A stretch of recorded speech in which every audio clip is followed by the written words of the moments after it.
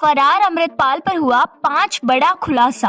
क्या पीएम मोदी की सुरक्षा से हटाए जाएंगे सिख कमांडो? अमृतपाल की पत्नी खतरनाक आतंकवादी निकली। किरणदीप कौर से पूछताछ के बाद हुए खुलासे से पुलिस के उड़े होश। भागते वक्त अमृतपाल ने हथियार का भय दिखाकर एक सिख परिवार को बंधक बनाकर कर दिया बड़ा कांड। पूरी खबर सुनकर कांप जाएंगी रूहें। सीसीटीवी में हुए खुलासे से पूरा पंजाब हैरान। देश के 13 अलग अलग जेलों में भेजे जा रहे अमृतपाल के गिरफ्तार साथी। दोस्तों, सभी खबरों को एक एक कर जानेंगे विस्तार से, लेकिन आइए सबसे पहले जानते हैं अमृतपाल की पत्नी से जुड़े बड़ी खबर। अमृतपाल सिंह की पत्नी पर कई बड़े बड़े खुलासे हुए हैं, जिसके बाद अब ये साबित हो रहा है कि ये महिला एक बेहद शातिर आतंकवादी लगती है, जो पुलिस को चकमा देने में माहिर है। अमृतपाल सिंह की पत्नी किरणदीप कौर एक एनआरआई है, जो हाल ही में 10 फरवरी को अमृतपाल से शादी रचाई थी। लेकिन पुलिस के होश तब उड़ गए जब उन्हें पता चला कि अमृतपाल की पत्नी बब्बर खालसा की एक्टिव मेंबर है और खालिस्तानी गतिविधियों में इसका बहुत बड़ा रोल है। जिसके बाद अब ये माना जा रहा है कि अमृतपाल के सारे तामझाम में उसकी पत्नी का काफी गहरा कनेक्शन जुड़ा हुआ है। उम्मीद है कि पुलिस अमृतपाल की पत्नी को भी पकड़कर जेल में डाल सकती है। एक सीनियर ब्रिटिश खुफिया अफसर ने मीडिया को बताया कि किरणदीप बब्बर खालसा के लिए फंड जुटाती है। 2020 में उसे और 5 लोगों को बब्बर खालसा के लिए पैसे जुटाने के आरोप में गिरफ्तार भी किया गया था। वो ब्रिटेन से खालिस्तान मूवमेंट के लिए फंडिंग कर रही थी। उधर पुलिस ने अमृतसर के जुल्लूपुर खेड़ा गांव में अमृतपाल की मां से करीब 1 घंटे पूछताछ की। अमृतसर में खालिस्तानी समर्थक पुलिस के खिलाफ प्रदर्शन भी कर रहे हैं। हालांकि अभी तक ये पता नहीं चल सका है कि पूछताछ किस मामले को लेकर की गई है। अब आइए दोस्तों, एक सुरक्षा की दृष्टि से अहम सवाल को डिस्कस करते हैं। क्या पीएम मोदी और अमित शाह की सुरक्षा में तैनात सभी सिखों को हटाया जा सकता है?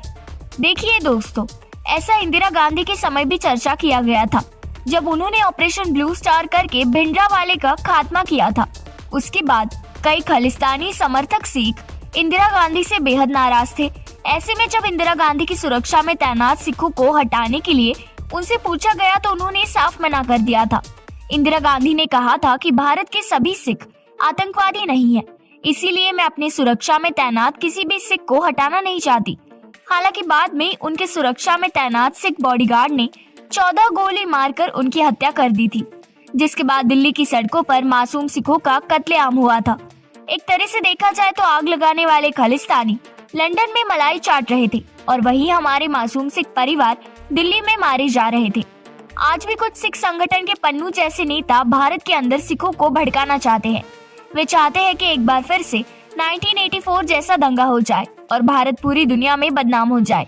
लेकिन अब भारत के सिख पहले से कई ज्यादा समझदार हो चुके हैं और वे पाकिस्तानी इशारे पर नाच रहे खालिस्तानियों को भली भांति समझ गए हैं। लेकिन उसके बावजूद भी आज हम गर्व से कह सकते हैं कि भारत के निर्माण में सच्चे सिखों का बड़ा योगदान है, जो भारतीय तिरंगे से प्रेम करते हुए मर मिटने को तैयार रहते हैं। कुछ बदमाशों के कारण हम पूरे समुदाय को बदनाम नहीं कर सकते।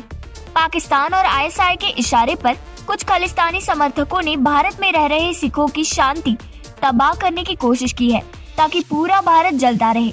लेकिन अब वे अपनी कोशिश में बिल्कुल भी कामयाब नहीं हो सकते, क्योंकि केंद्र में मोदी बैठे हैं।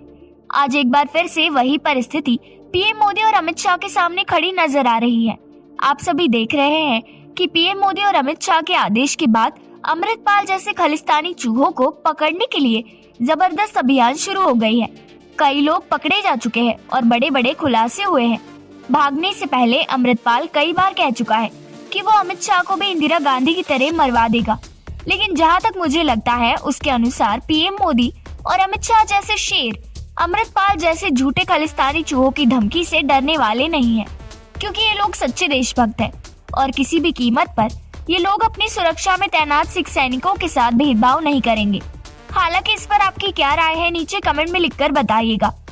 खालिस्तान समर्थक अमृतपाल के चाचा हरजीत सिंह पर पंजाब पुलिस ने एक और मामला दर्ज कर लिया है। फिलहाल हरजीत सिंह को एनएसए लगाए जाने के बाद डिब्रूगढ़ जेल भेज दिया गया है। वहीं जांच में खुलासा हुआ कि तकरीबन 30 घंटे तक हरजीत ने एक परिवार को बंधक बनाए रखा और टीवी पर पुलिस की सारी कार्रवाई पर नजर रखी। इस पूरे मामले में अमृतपाल सिंह के साथियों के अलावा भागने में उसकी मदद करने वाले कुल 154 लोग हिरासत में लिए जा चुके हैं। पुलिस इस पूरे मामले में किसी को बख्शने के मूड में नहीं है। पकड़े गए आरोपियों के अलावा पुलिस अब अमृतपाल सिंह के पारिवारिक सदस्यों के बारे में भी जानकारियां हासिल करना शुरू हो गए हैं।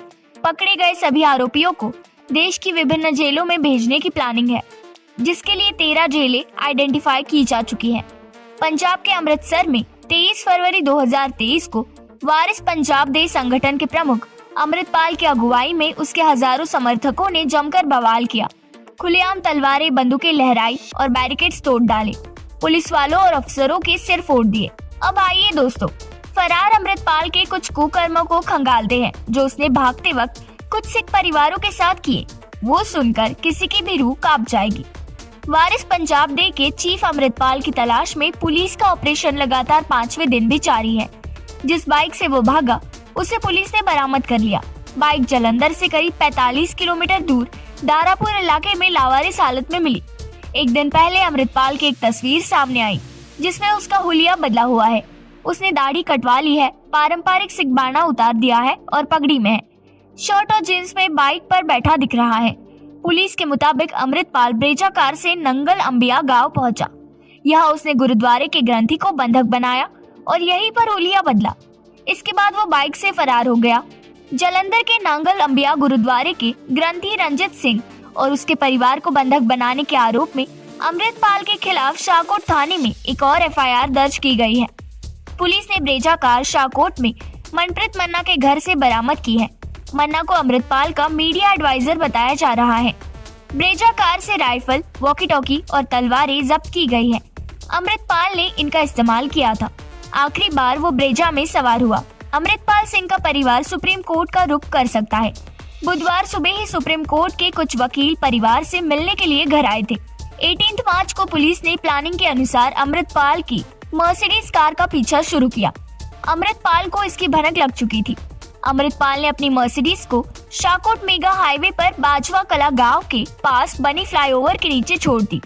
मर्सिडीज को चाचा और ड्राइवर ले गए। इसके बाद वो एक ब्रेजा कार में बैठकर भाग गया। ब्रेजा में अमृतपाल के ही एक शागिर्द मनप्रीत ने उसे दादोवाल गांव तक पहुंचाया। वहां उसने नशा मुक्ति केंद्र में युवकों से कपड़े लिए। इसके बाद मनप्रीत उसे नंगल अंबिया गांव में बने गुरुद्वारे में ले गया। ये ब्रेजा कार किसी और की नहीं बल्कि अमृतपाल के ही मीडिया एडवाइजर पपलप्रीत सिंह की थी। पुलिस के अनुसार अमृतपाल व उसके साथी गांव नंगल अंबिया के गुरुद्वारे में पहुंचे। यह ग्रंथी को हथियारों के बल पर बंधक बनाया गया। 1 घंटा वे यहाँ रुके। अमृतपाल ने खाना खाया, कपड़े बदले और अपना हुलिया भी। अमृतपाल सिंह के साथी गुरुद्वारा में उसे भगाने की प्लानिंग कर रहे थे। उसके साथियों ने हरियाणा के रेवाड़ी में किसी से बातचीत की। इसके बाद कार में ही वो गांव के एक स्मारक के पास पहुंचा, जहां 2 बाइक पर 3 युवक पहले से ही उसका इंतजार कर रहे थे।